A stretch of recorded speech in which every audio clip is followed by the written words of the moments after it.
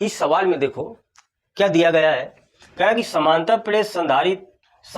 संधारित है। तो देखो क्या होता है समांतर प्लेट संधारित, ये होता है बीच की दूरी क्या होती है डी, एक प्लस प्लेट और दूसरी माइनस प्लेट, और ये कहां से हमने पृथ्वी से जोड़ दिया ये, और दोनों प्लेटों का क्षेत्रफल क्या होता है समान होता है ए, बन गया संधारित। कह रहा कि एक समांतर प्लेट संधारित 6 mm मोटी आबनूस की प्लेट से आंशिक रूप से भरा है।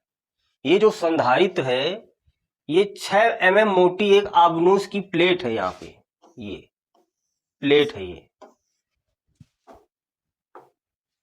काय की है, ये आबनूस की है, और इसकी मोटाई जो दे रखी है टी, देखो टी बराबर कितनी दे रखी है 6 mm, मिलीमीटर चेंज करो तो 1 mm में 10 की घात -3 मीटर, ये कह रहा है। इस संधारित की प्लेट का क्षेत्रफल, ये दोनों जो प्लेटें इनका क्षेत्रफल दिया है कितना, ए बराबर 2 गुणा 10 की घात -2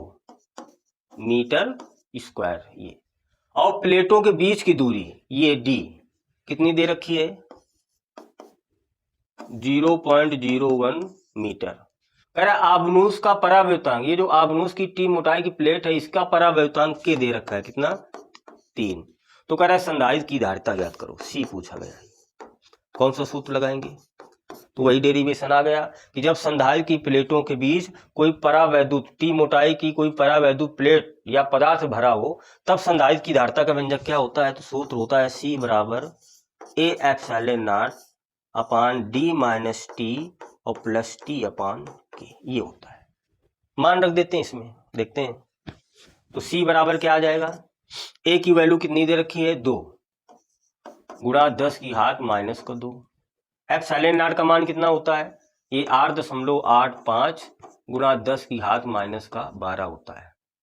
अपान में आ जाइए। डी का मान कितना दिया है 0.01, देखो 0.01, फिर माइनस है टी का मान कितना दिया है 6 mm यानी 6 गुणा 10 की घात -3, फिर प्लस है, फिर टी का मान वही 6 गुणा 10 की घात -3 अपान के मान कितना है 3, ये। अब देखते हैं, तो सी बराबर आ गया आपका,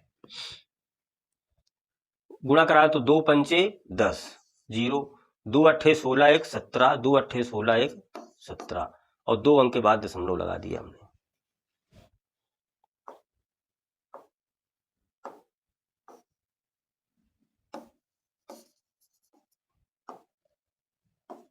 देखो 2 का गुणा कराया 2 पंचे 10, 2 अट्ठे 16 1 17, फिर 2 अट्ठे 16 1 17, 2 अंक के बाद दशमलव, इंटू -12 -2 10 की घात माइनस क्या हो जाएगा 14 हो जाएगा, ये।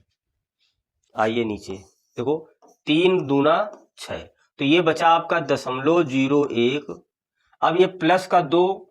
गुणा 10 की घात -3, ये माइनस का, देखो माइनस का 6 गुणा 10 की घात -3, और प्लस 3 दूना 6, ये आ गया 2 गुणा 10 की घात -3, ये।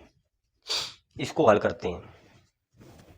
तो देखते हैं, तो C बराबर क्या आ गया, ऊपर क्या है 17.70 गुणा 10 की घात -14, नीचे